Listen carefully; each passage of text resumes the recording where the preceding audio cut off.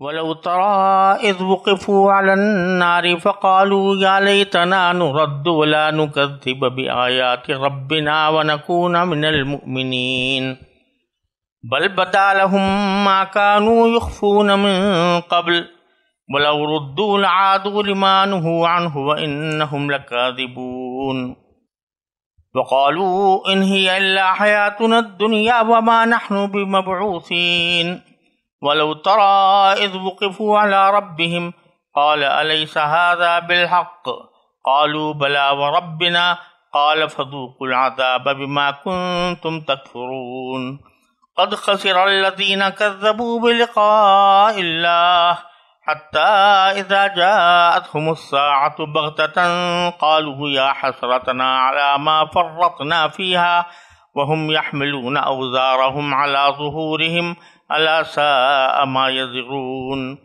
وما الحياة الدنيا إلا لعب ولهو وللدار الآخرة خير للذين يتقون أفلا تعقلون۔ یہ سورہ انعام کی آیت نمبر 27 سے آیت نمبر 32 تک میں نے آپ کے سامنے تلاوت کی ہے۔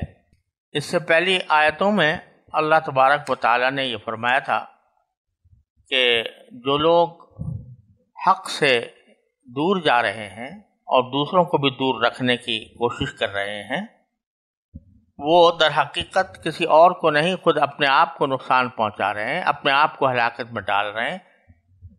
اس کی مزید تفصیل اللہ تبارک و تعالیٰ نے ان آیات میں بیان فرمائی ہے کہ وہ کس طرح اپنے آپ کو ہلاکت میں ڈال رہے ہیں۔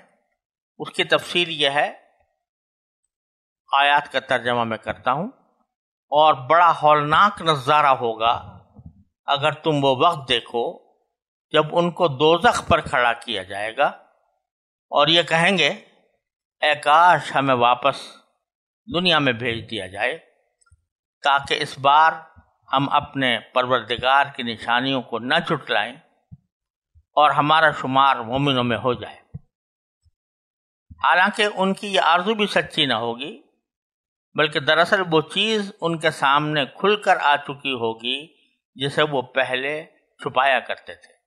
ورنہ اگر ان کو واقعی واپس بھیج دیا جائے تو یہ دوبارہ وہی کچھ کریں گے جس سے انہیں روکا گیا ہے، اور یقین جانو یہ پکے جھوٹے ہیں۔ یہ تو یوں کہتے ہیں کہ جو کچھ ہے بس یہی دنیاوی زندگی ہے اور ہم مر کر دوبارہ زندہ نہیں کیے جائیں گے۔ اور اگر تم وہ وقت دیکھو جب یہ اپنے رب کے سامنے کھڑے کیے جائیں گے، وہ کہے گا کیا یہ دوسری زندگی حق نہیں ہے؟ وہ کہیں گے بے شک ہمارے رب کی قسم۔ اللہ کہے گا تو پھر چکھو عذاب کا مزہ، کیونکہ تم کفر کیا کرتے تھے۔ حقیقت یہ ہے کہ بڑے خسارے میں ہیں وہ لوگ جنہوں نے اللہ سے جا ملنے کو جھٹلایا ہے، یہاں تک کہ جب قیامت اچانک ان کے سامنے آ کھڑی ہوگی تو وہ کہیں گے ہائے افسوس کہ ہم نے اس قیامت کے بارے میں بڑی کوتاہی کی۔ اور وہ اس وقت اپنی پیٹھوں پر اپنے گناہوں کا بوجھ لادے ہوئے ہوں گے۔ خبردار رہو کہ بہت برا بوجھ ہے جو یہ لوگ اٹھا رہے ہیں، اور دنیاوی زندگی تو ایک کھیل تماشے کے سوا کچھ نہیں۔ اور یقین جانو کہ جو لوگ تقوی اختیار کرتے ہیں ان کے لیے آخرت والا گھر کہیں زیادہ بہتر ہے۔ تو کیا اتنی سی بات تمہاری عقل میں نہیں آتی؟ یہ ترجمہ ہے ان آیات کا جو میں نے آپ کے سامنے تلاوت کی ہے، اور ان آیات میں جیسا میں نے عرض کیا کہ جو بتایا گیا ہے کہ آج تو یہ بڑے سینے تان تان کر کفر کے دعوے کر رہے ہیں، نبی کریم صلی اللہ علیہ وسلم کو اور قرآن کریم کو جھٹلا رہے ہیں، لیکن حقیقت میں یہ خود اپنے آپ کو ہلاک کر رہے ہیں، کیونکہ اس کا انجام بھی ہونا ہے جو ان آیات میں بیان فرمایا گیا کہ وَلَوْ تَرَىٰ إِذْ وُقِفُوا عَلَى النَّارِ۔ اور دو معنی اس کے ہو سکتے ہیں۔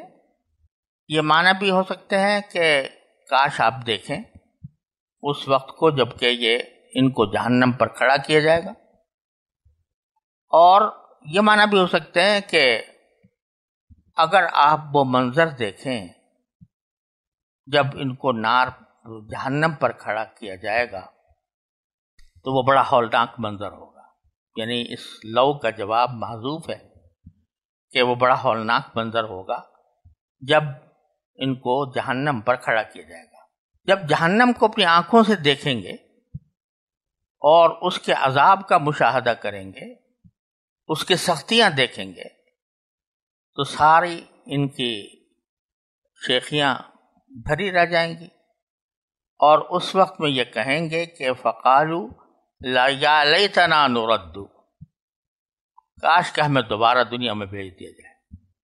بلا نکذب بآیات ربنا، اور جب دنیا میں ہمیں بھیج دیا جائے گا تو پھر ہم اپنے پروردگار کی آیات کی تکذیب نہیں کریں گے، ان کو جھٹلائیں گے نہیں. وَنَكُونَ مِنَ الْمُؤْمِنِينَ، اور ہم مومنوں میں شامل ہو جائیں گے.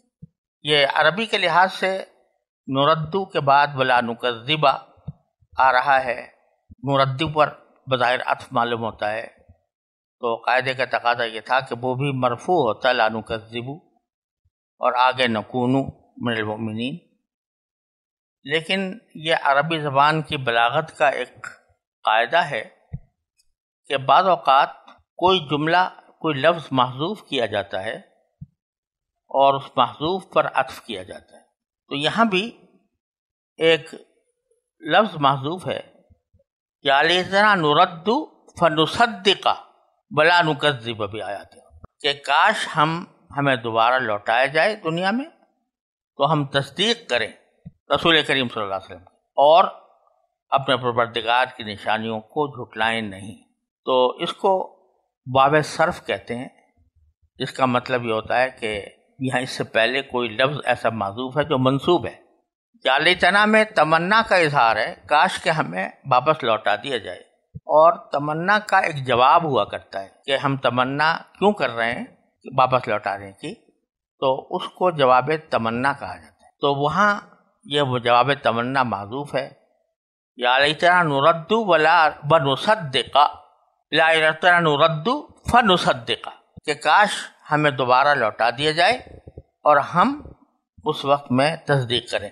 یعنی لوٹانے کا نتیجہ یہ ہو کہ ہم تصدیق کریں.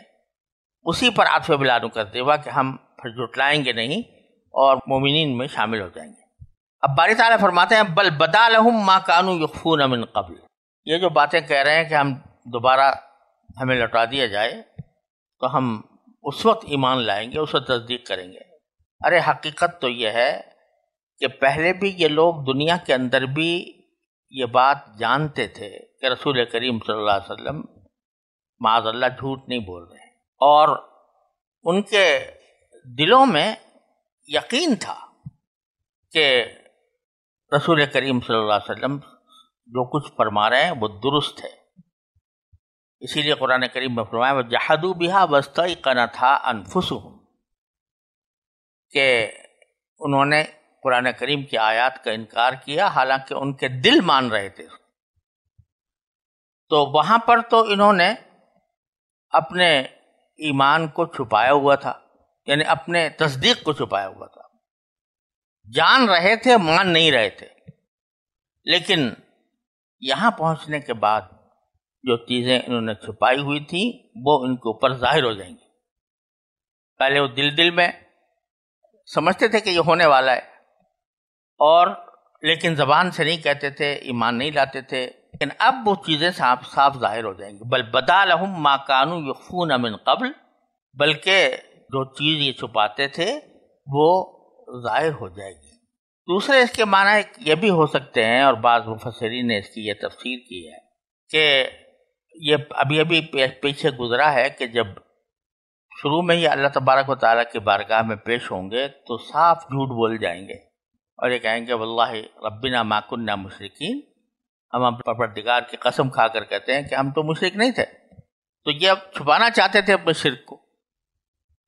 لیکن قرآن کریم ہی سے یہ معلوم ہوتا ہے کہ جب وہ جھوٹ بولیں گے تو ان کے اعضاء اور جوارح گواہی دیں گے کہ یہ شرک کیا کرتے تھے. تو جس چیز کو یہ چھپا رہے تھے، یعنی اپنا کفر و شرک، تو کہہ رہے تھے ہم مشرک نہیں تھے، اب ان کے ہاتھ پاؤں کی گواہی سے وہ چیزیں ظاہر ہو چکی ہوں گی. اس واسطے مجبور ہو کر یہ کہہ رہے ہیں کہ کاش ہمیں واپس بھیج دیا جائے تو ہم تصدیق کریں، مومنین میں شامل ہو جائیں. حالانکہ اللہ تعالیٰ فرماتے ہیں وَلَوْ رُدُّوا لَعَادُوا لِمَا نُهُوا عَنْهُ، اگر واقعی ان کو واپس بھیج بھی دیا جائے دنیا میں تو پھر یہ وہی کریں گے جس سے ان کو منع کیا گیا ہے، کیونکہ طبیعت میں ہے عناد. تو دنیا میں بھیجنے کے بعد یہ سب نظارے دیکھے اور اس کے بعد نظارے دیکھنے کے بعد دنیا میں دوبارہ بھیجا گیا تو اس کے بعد بھی یہ انکار کر دیں گے اور کہیں گے کہ ہم نہیں مانتے. اب سوال یہ پیدا ہوتا ہے کہ جب دنیا میں واپس جائیں گے سب کچھ دیکھ کر، جہنم دیکھ لی، اس کا عذاب دیکھ لیا، اللہ تعالیٰ کے سامنے پیش ہو گئے، تو پھر اگر دوبارہ جائیں گے تو کس وجہ سے پھر یہ دنیا میں بھیج دینے کے بعد یہ پھر بھی انکار کریں گے؟ تو میرے والد ماجد حضرت مولانا مفتی محمد شفیع صاحب رحمۃ اللہ علیہ نے کہ یہ فرمایا جواب میں کہ یہاں پہلے یہ سوال پیدا کیا کہ یہاں ایک سوال یہ ہوتا ہے کہ جب قیامت میں دوبارہ زندہ ہونے کو اور پھر حساب کتاب جزا و سزا کو آنکھوں سے دیکھ چکیں گے تو یہ کیسے ممکن ہوگا کہ پھر یہاں آ کر اس کا انکار کریں؟ جواب یہ ہے کہ انکار کرنے کے لیے یہ لازم نہیں ہے کہ واقع میں ان کو ان واقعات اور حقائق کا یقین نہ رہے، بلکہ جس طرح آج بھی بہت سے کفار و مجرمین اسلامی حقائق کا پورا یقین رکھتے ہوئے محض عناد کی بنا پر ایک انکار اور تکذیب پر جمے ہوئے ہیں، اسی طرح یہ لوگ دنیا میں واپس آنے کے بعد بھی قیامت اور دوبارہ زندگی اور آخرت کے تمام حالات کا پورا یقین رکھیں گے، اس کے باوجود محض شرارت عناد سے پھر تکذیب پر اتر آئیں گے. جیسے یہود کے بارے میں اللہ تعالیٰ نے ارشاد فرمایا کہ وہ خاتم الانبیاء صلی اللہ علیہ وسلم کو اس طرح پہچانتے ہیں جیسے یہ لوگ اپنے بیٹوں کو پہچانا کرتے ہیں، مگر اس کے باوجود آپ کی مخالفت تلے ہوئے ہیں. خلاصہ یہ کہ خالق کائنات اپنے علم ازلی کی بنا پر جانتے ہیں کہ ان لوگوں کا یہ کہنا کہ دوبارہ دنیا میں بھیج دیے جائیں تو وہ مومن بن جائیں گے، یہ بالکل جھوٹ اور فریب ہے. اگر ان کے کہنے کے مطابق دوبارہ دنیا کو پیدا کر کے ان کو اس میں چھوڑ دیا جائے تب بھی وہی کریں گے جو پہلی زندگی میں کیا تھا.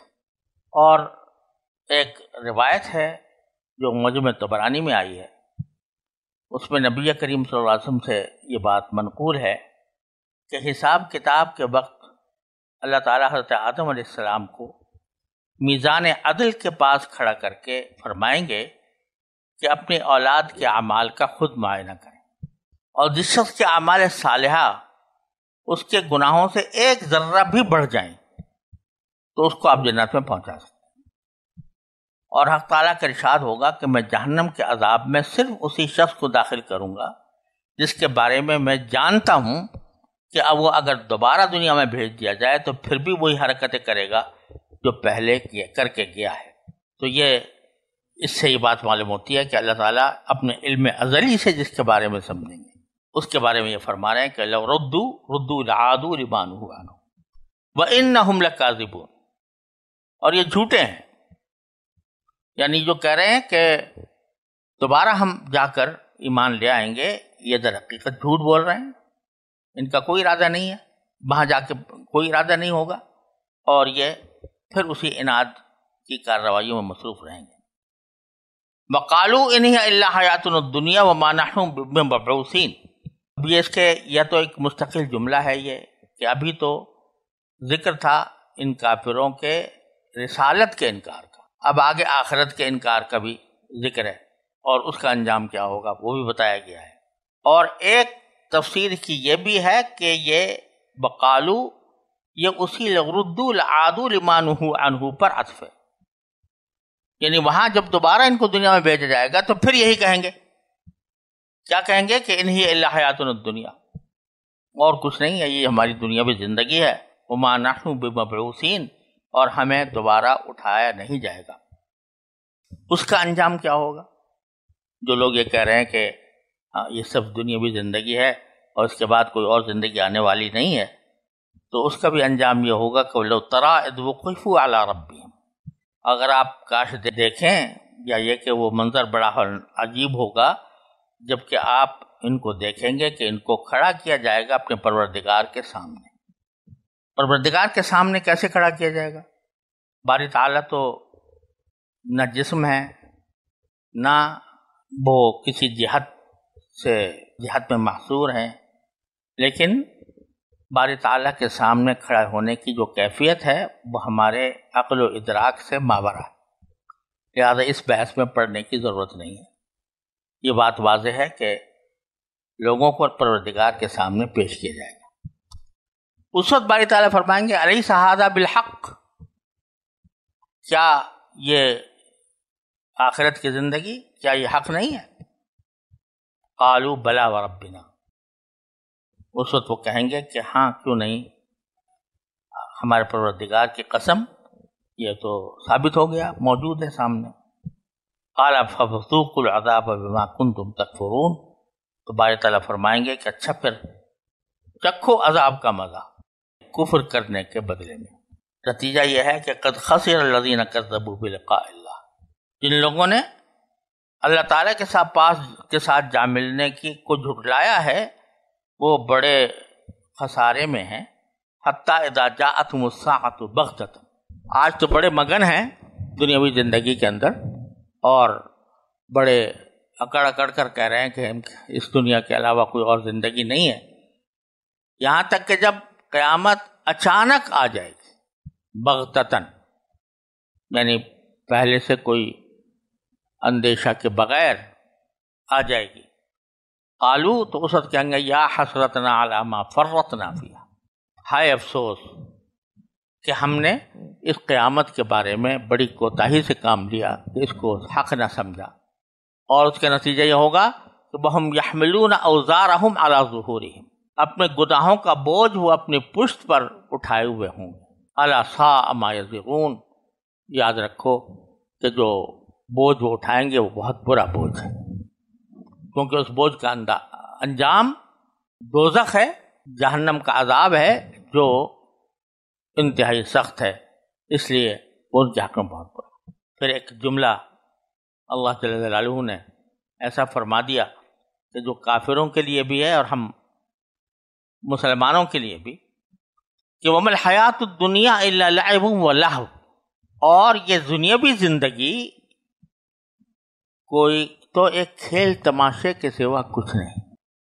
وَلَلدَّارُ الْآخِرَةُ خَيْرٌ لِلَّذِينَ يَتَّقُونَ، اور آخرت کی زندگی، آخرت کا گھر وہ بہتر ہے ان لوگوں کے لیے جو تقوی اختیار کرتے ہیں۔ اب یہ جو فرمایا کہ دنیاوی زندگی کھیل کود کے سوا، کھیل تماشے کے سوا کچھ بھی نہیں، سوال پیدا ہوتا ہے کہ اس میں ہمیں یہ بھی کہا گیا ہے کہ بھئی تم روزی کماؤ، حلال طریقے سے کماؤ، اس کے لیے احکام بھی دیے گئے ہیں، اور انسان وہ عمل بھی کرتا ہے، اسی طرح عبادت بھی کرتا ہے، اللہ تعالیٰ کا ذکر بھی کرتا ہے۔ یہ کہہ دینا کہ دنیاوی زندگی ساری کھیل تماشا ہے، یہ کیسے درست ہوا؟ جواب اس کا یہ ہے کہ در حقیقت انسان اگر اپنی زندگی کے مختلف مدارج پر غور کرے تو آگے جا کر اگلے مرتبے پر پہنچ کر وہ اپنی پچھلی زندگی کے درجے کو کھیل تماشا ہی سمجھتا ہے۔ بچپن میں جب ایک بچہ ہوتا ہے تو وہ کھلونوں سے دلچسپی رکھتا ہے، ایسے کھیل کود سے دلچسپی رکھتا ہے کہ جو کھیل کود اس کے لیے تفریح کا سبب ہے، لذت کا سبب ہے۔